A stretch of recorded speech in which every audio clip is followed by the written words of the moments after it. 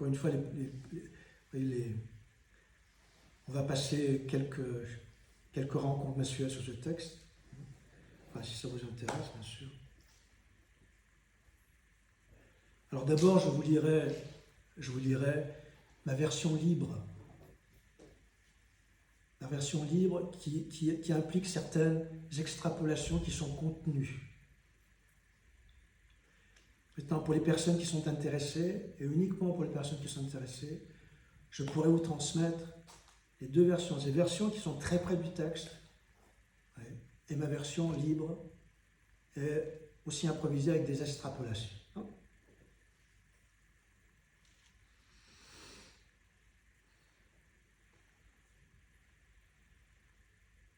Alors, donc le texte commence, je vous le dirai après, mais simplement pour clarifier encore un point. Il est dit, la déesse Devi, Shri Devi Uvacham, c'est le passé composé. Elle a dit, c'est traduit par elle dit, mais elle a dit. Maintenant, ce passé, vous voyez ce passé,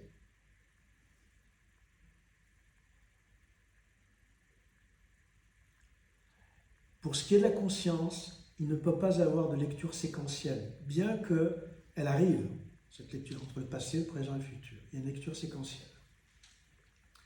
Du point de vue de la conscience, il n'y a que maintenant. Donc lorsqu'il est dit, la déesse dit ou elle a dit, c'est dans un passé qui est comme dans les contes, il était une fois, vous voyez. C'est dans un passé si loin qui s'avale lui-même et qui devient maintenant. C'est maintenant.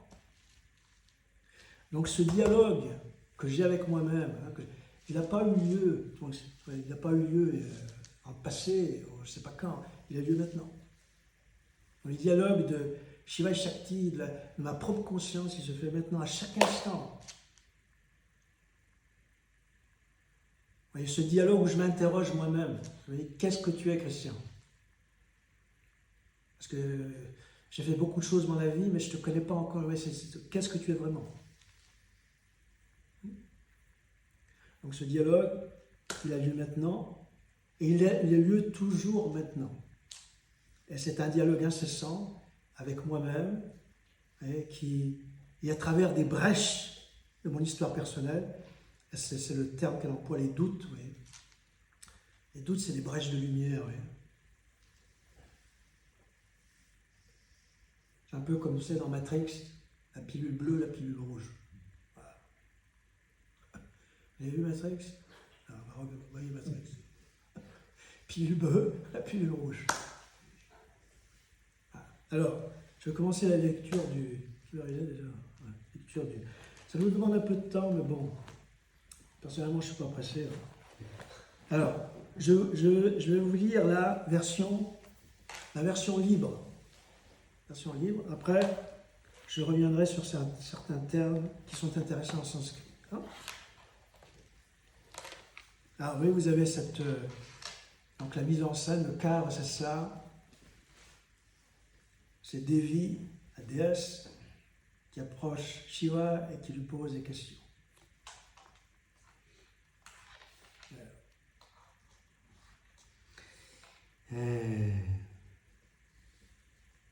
La déesse dit, ô Dieu, donc bien sûr il faut lire entre les lignes. Ô Dieu, ouais, quand elle s'adresse au Dieu, encore une fois, ce n'est pas une déité, c'est ma propre capacité, mes propres énergies. Donc, ô Dieu, j'ai entendu surgissant de notre union la révélation du texte de la réalité dans sa totalité, de ce qui peut être enseigné. Donc, j'ai entendu ça. Ça, c'est une expression, encore une fois, une extrapolation des termes sanscrits. Avec ses ramifications dans toute la quintessence de son essence. Donc, elle a entendu écouter le texte de la réalité dans sa quintessence. Et pourtant maintenant, c'est un terme en sanskrit adhyapi, très intéressant, qu'elle reprendra à la fin du texte. Pourtant, maintenant, j'ai des doutes. Alors l'union, c'est dans le texte, c'est Rudra Yamala Tantra. C'est un texte, mais ça veut dire l'union de Shiva et Shakti. Donc l'union de ma propre conscience avec elle-même a fait surgir les textes. Texte, par exemple, Trikabeda, donc c'est des termes, vous voyez, qui réfèrent à certaines classifications tantriques qu'on pourrait explorer, mais c'est bon, c'est pas vrai. Trikabeda, c'est la classification de Trika, parce que Trika, c'est donc l'appellation moderne, une appellation du moderne, Trika, c'est du shivaïsme cachemérien. Et dans ce Trika, vous avez des trinités. Trinité au niveau des énergies. Vous avez Shiva, Shakti, Nara. Vous avez Shiva, hein, Shiva en tant que lumière, Shakti en tant qu'énergie, Nara c'est l'individu. C'est simplement des coagulations. Vous avez aussi les trois énergies en tant qu'énergie de volonté, le désir, Ichya,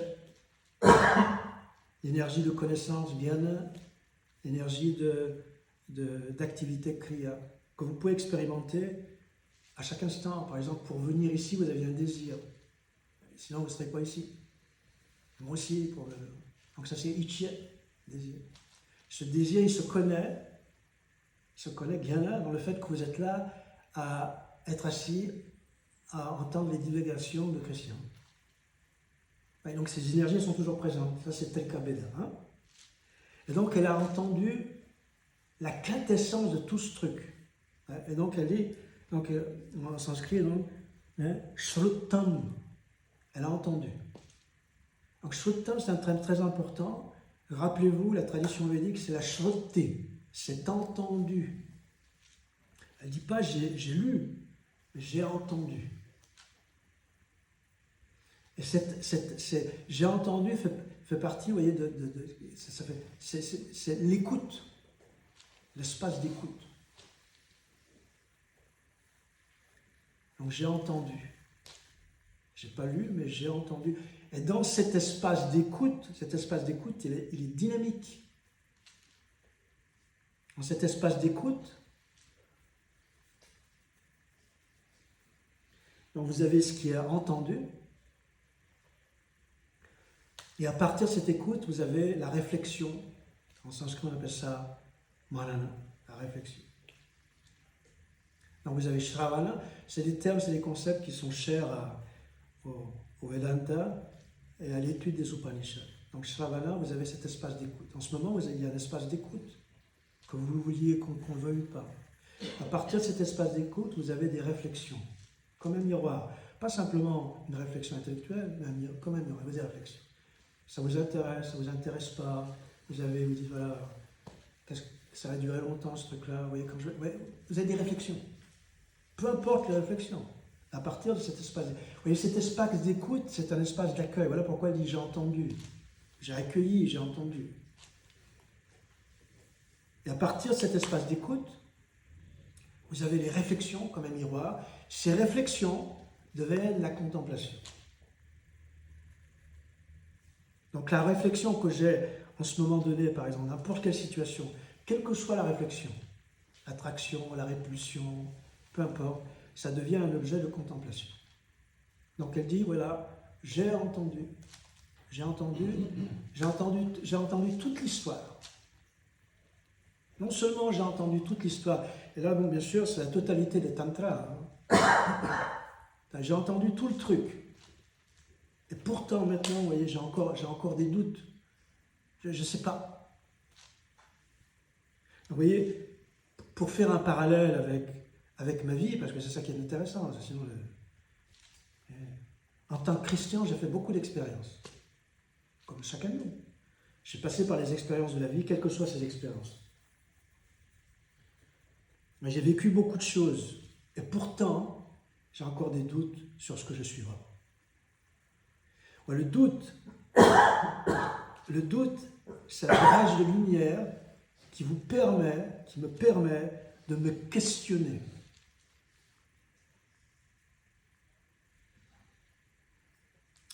Qui me permet de me questionner, qui me permet de prendre des chemins de traverse, qui me permet de me perdre.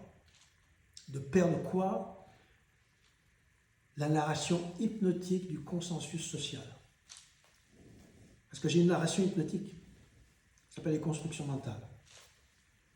À savoir, je suis un homme, je suis une femme, etc., etc., etc. Et tous les conditionnements que j'ai pu recevoir. Donc il y a cette sorte de narration hypnotique du consensus social par rapport à... Donc vous voyez, le doute, c'est questionner ça. C'est jamais plaisant parce que je remets en cause ce que je crois fondamentalement. Alors. Alors.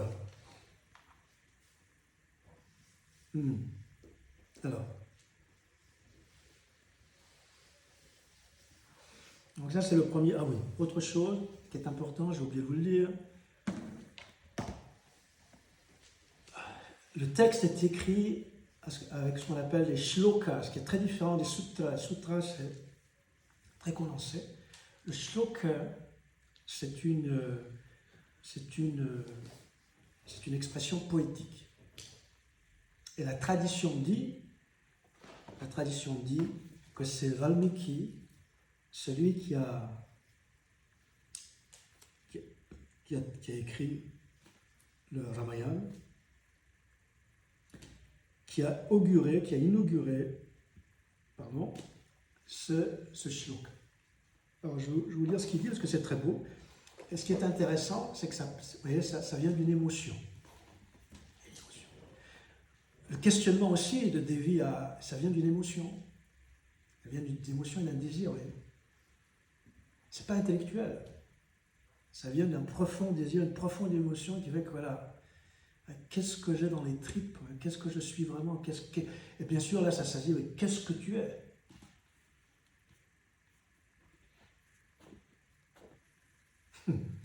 Ça me rappelle mon ex, qui à un moment donné, dans des moments, elle me disait, mais qui es-tu? Qui es-tu vraiment? T'es quoi? C'est la question vraiment que je me... Qu'est-ce que je suis? Des fois, je suis ok, je suis gentil, je suis méchant, je suis un papa, je suis une maman, je suis un mari, je suis une épouse, enfin, peu importe, je suis un étudiant de yoga, je suis un ancien de yoga, peu importe, toutes les casquettes. Mais est-ce que je suis vraiment ces casquettes?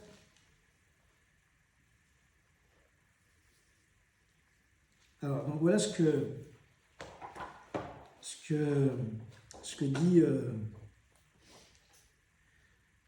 dit Valmiki pour ce shloka.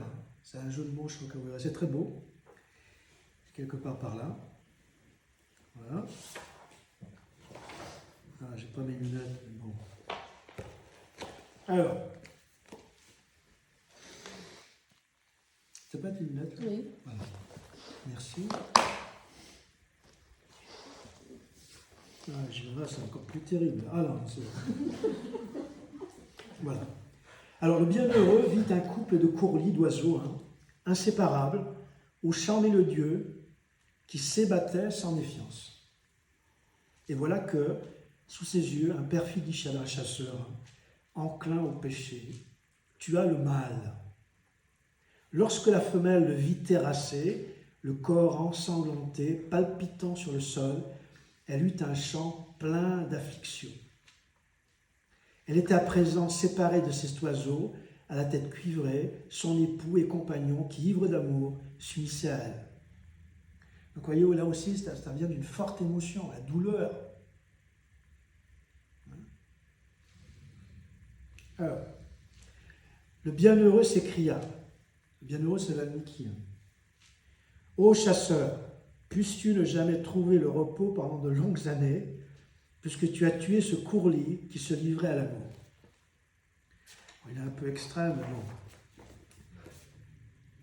Méditant sur ces mots, parce que donc voilà, il dit ça, sa bénédiction, vous voyez. Mais méditant sur ces mots, il pensait à comment allais-je exprimer mon chagrin. Comment est-ce que je l'exprimais? Bon, les poètes, ils savent naturellement, vous voyez, les émotions peuvent être source d'expressions extraordinaires. Et dans cette tradition, la source de l'émotion est très importante. Alors, Ces mots surgis de moi ont le rythme d'un instrument de musique. Regarde comme ils sont ordonnés, en 4 hémistiches aux syllabes régulières, puisqu'ils sont nés de mon chagrin, shoka. Cette forme versifiée portera le nom de shloka et nul autre. Donc de la douleur shoka est venue l'expression poétique, le shloka. Le shloka, c'est 2 vers de 16 syllabes ou 4 vers de 8 syllabes. C'est la forme métrique. Mais ce qui est important de comprendre, c'est qu'à partir de ce terrible, ce chagrin, cette douleur, il y a une expression poétique qu'on retrouve dans le texte du Vinaya-Bhava. Alors pourquoi est-ce que je vous dis tout ça? Voilà. Alors, quelle heure est-il là?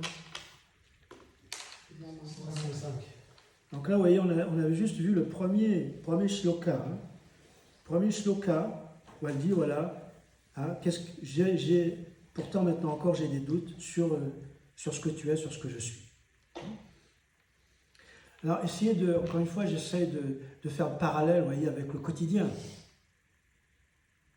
Ça n'a d'intérêt que si vous pouvez faire parallèle avec le quotidien. C'est pas simplement une divagation philosophique. Ça pourrait l'être. Mais vous voyez, dans ces textes venaient, et voilà pourquoi toutes les contemplations, ce qui est intéressant, ces contemplations viennent à vous par un mouvement intuitif. C'est-à-dire à travers votre pratique, votre exploration corporelle, que ce soit le yoga ou peu importe la méditation, vous allez avoir des mouvements intuitifs qui vont correspondre à ces contemplations. Et bien sûr, ces contemplations, quelque part, vous voyez, par exemple, la question qu'elle pose, c'est la question existentielle qu'on se pose chacun de nous dans notre vie. Et il est important de relier ça justement à mon théâtre existentiel, sinon ça n'a pas vraiment d'intérêt. Alors,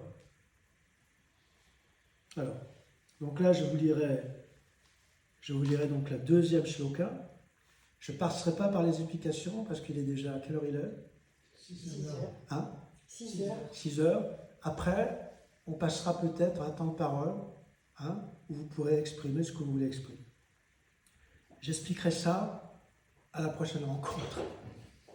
Alors là, ce qu'elle va faire, c'est utiliser, vous voyez, des termes qui sont très importants dans la classification tantrique. Elle va dire, voilà, est-ce que tu es ceci, est-ce que tu es cela? C'est compliqué. Ce qu'il faut retenir de tout cela, c'est, vous voyez, elle essaie de définir. Elle dit, voilà, est-ce que tu es cela, est-ce que tu es ceci, est-ce que tu es cela? Est-ce que tu es un homme? Moi, encore une fois, je fais le rapport avec les disciplines que j'ai. Est-ce que tu es un homme? Est-ce que tu es une femme? Est-ce que tu es ton travail? Est-ce que tu es tes émotions? Est-ce que tu es tes qualités? Est-ce que tu es tes défauts? Mais là, c'est repris en contexte, vous voyez, des classifications, des termes et des réalisations tantriques qui sont vus par rapport à certains niveaux de conscience. Donc, je vais vous lire un truc, vous verrez, c'est un peu. J'essaierai la prochaine fois de vous expliquer cela un peu plus simplement. La simplicité est toujours la plus dure, vous voyez ce que je veux dire. Alors, elle dit, voilà, quelle est la réalité de la réalité? La première question, voilà, c'est quelle est la réalité de cela? Bien que j'appelle ça la réalité, on sait tous, si je suis content, la réalité elle change. Si je suis amoureux, le monde entier est amoureux. Si je suis en colère, le monde entier est en colère. Donc, cette réalité, je peux voir que c'est ce que j'appelle la réalité, c'est ma réalité. On vit tous des réalités différentes. Bien que conventionnellement, on dit voilà, là on l'étalise dans une salle au 79 boulevard Delphino. C'est une convention. Parce que bon, la fourmi dans le coin, est-ce qu'elle est au 79 boulevard Delphino? Ça dépend de mon système nerveux. Donc il y a une convention par rapport à la réalité. Et je vois que l'approche de ma réalité est très subjective. Elle est complètement subjective. Il n'y a pas d'objectivité dans ce que j'appelle la réalité. Si j'ai un système nerveux de dauphin, je vais dauphiniser la réalité. Si j'ai un système nerveux de chat, si par exemple j'ai pris des médicaments, si j'ai mon changement hormonal, enfin peu importe. Donc c'est quoi la réalité de cette réalité? Est-ce qu'il y a quelque chose, et quand on dit, oui, dans ce contexte, la réalité c'est quelque chose qui ne change pas, qui est au cœur de tous les changements mais qui ne change pas. Du Stalanga ou pas déchir. L'instruction sans changement. Il y a quelque chose qui me permet de percevoir tous les changements, tous, mais qui est sans changement, qui est réel, parce que si la réalité change, c'est pas réel. Et ça, c'est un peu l'idée. Donc, quelle est la réalité? Elle lui dit, voilà, c'est quoi la réalité de la réalité? Qu'est-ce que tu es? Qu'est-ce qui se passe là? Alors là, encore une fois, je vous le dis, ne vous inquiétez pas, elle passe par encore une fois, les différentes définitions de tantrique que j'essaierai de vous expliquer la prochaine fois de manière simple. Au début, on n'y comprend rien. Et c'est fait pour ça. C'est fait pour ça. Et alors, il n'y a rien à y comprendre. Hein? Parce qu'à la fin, justement, vous n'y comprenez rien. Et vous dites alors, vous êtes dans cette... Et puis en plus, voilà, ça vous dépasse. Ça me dépasse.